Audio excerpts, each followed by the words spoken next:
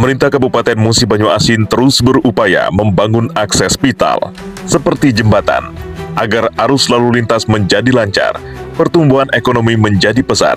Salah satu kecamatan di Kabupaten Musi Banyu Asin yang sangat menonjol perubahannya dari sisi transportasi di Kecamatan Lalan.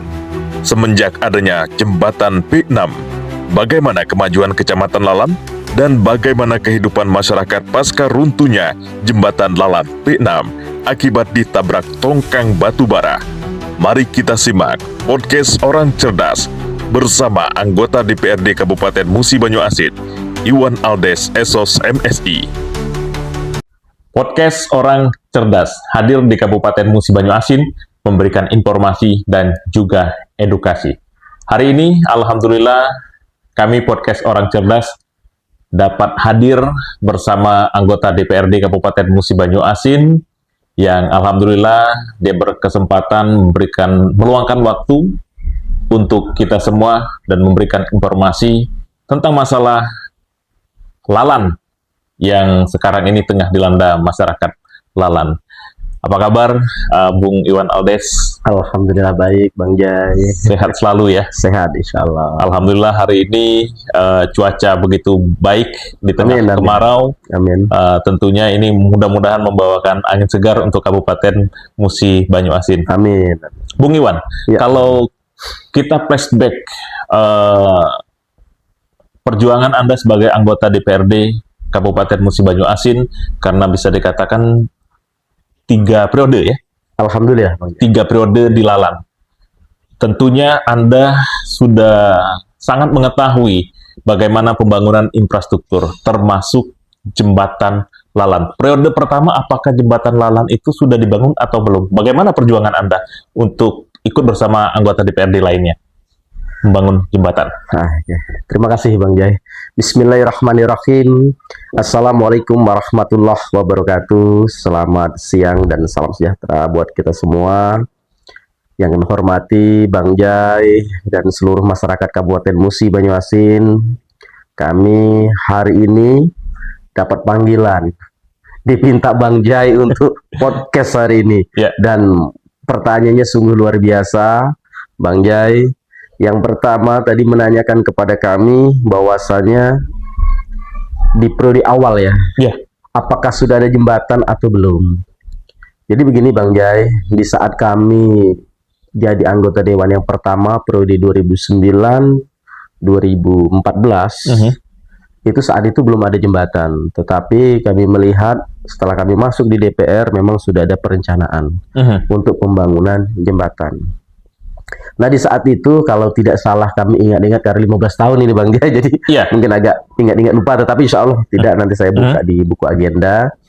Itu sekitar tahun 2010 kalau nggak salah Bang Jai, itu sudah mulai pemancangan.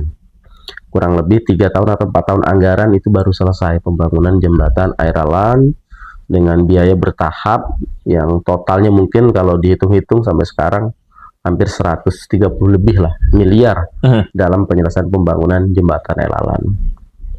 Nah tadi diceritakan sebelum adanya jembatan, masyarakat kami sangat-sangat terisolir Bang Jai.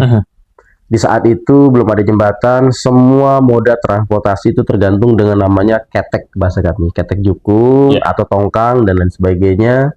Kemudian kendaraan agak sedikit lebih cepat itu namanya speedboat, ada yang besar dan ada yang kecil. Nah di saat itu semuanya tergantung dari kendaraan air, mulai pengangkutan gabah, padi, pupuk, barang-barang dagangan, semuanya lewat kendaraan air. Memakan waktu kalau dari Palembang kurang lebih 2 kali 24 jam, jadi 2 hari 1 malam baru sampai di Kecamatan Lalan. Kalau speed saat itu kurang lebih 3 jam dari titik sekarang P6 itu Sukajadi menuju Ampera. Waktu itu adanya Semoga Abadi kalau nggak salah nama speednya, dengan ongkos saat itu sudah hampir mendekati 200.000. Tetapi setelah adanya jembatan, alhamdulillah Bang Jai, ekonomi Lalan hidup. Banyak sekali usaha-usaha mulai dari travel itu banyak sudah masuk sampai ke Lalan.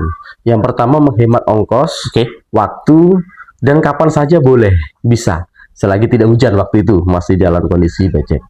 Jadi saat itu setelah jembatan jadi, menuju ke Sungai Lilin kurang lebih 2 jam, ke Palembang kurang lebih juga hampir 2 jam. Tapi bebas waktunya, nggak harus pagi jam 7 pagi, bisa siang, bisa malam, tergantung kepentingan yang mau keluar.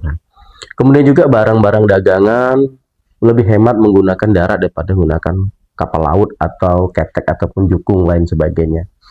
Kemudian juga hasil pertanian tidak seperti dulu harus menunggu jadwalnya kalangan dan sebagainya. Dengan adanya truk, jadi bisa langsung dibawa ke pabrik, mulai dari sawit, kopra, kemudian jagung, padi dan lain sebagainya. Itu langsung bisa dibawa. Malam itu bisa berangkat asalkan tidak hujan, itu masih bisa langsung dibawa. Tapi kalau ketek tidak, harus menunggu penuh dulu. Ya. Ketika nunggu penuh, nggak bisa dong satu petani tiba-tiba langsung membawa, itu nggak bisa karena mungkin barang dagangannya kurang. Oke. Jika menunggu harus banyak dulu. Nah, ketika nunggu banyak, rusak juga barang dagangan karena tertumpuk, panas dan lain sebagainya. Jadi memang satu-satunya akses vital dengan adanya jembatan Lalan saat itu, sehingga ekonomi Lalan sudah mulai meningkat. Dan bisa nanti Bang J ke lapangan, Lalan sudah sungguh sangat berubah lain seperti sebelumnya.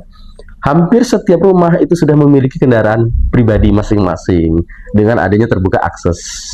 Tetapi saat ini mereka kebingungan Bang Jai, ini sebagai duka kami, duka masyarakat Lalan, sehingga jembatan ini terputus. Dan menurut informasi ya masih sangat lama untuk melaksanakan pembangunan tersebut. Kalau kami melihatnya tidak mungkin dalam waktu dekat dia langsung berdiri karena proses dan lain-lain sebagainya. Oke, jangan kemana-mana. Podcast Orang Cerdas tentunya kita akan mengulas jembatan Lalan merupakan akses vital untuk masyarakat Lalan, tentunya masyarakat Kabupaten Musi Banyuasin. Kita akan ulas mungkin runutan dari beberapa jembatan yang terkena imbas dari angkat angkut yang menyenggol beberapa jembatan. Jangan kemana-mana, selalu setia di podcast Orang Cerdas. Media massa sebagai salah satu bagian yang tak terpisahkan di masyarakat telah memberikan pengaruh yang begitu signifikan di masyarakat. Berbagai bentuk tayangan, tulisan, dan berita di media massa mampu menampilkan realitas sosial di masyarakat. Masyarakat begitu mudah percaya dengan apa yang ditampilkan di media massa. Media massa telah mengalami perkembangan begitu pesat, juga mampu membentuk opini publik melalui tayangan yang disajikan maupun bentuk tulisan dan gambar.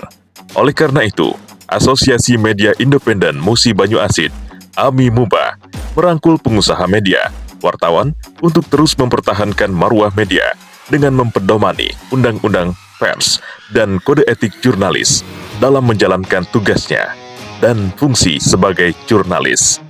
AMI MUBA terdepan dalam inspirasi,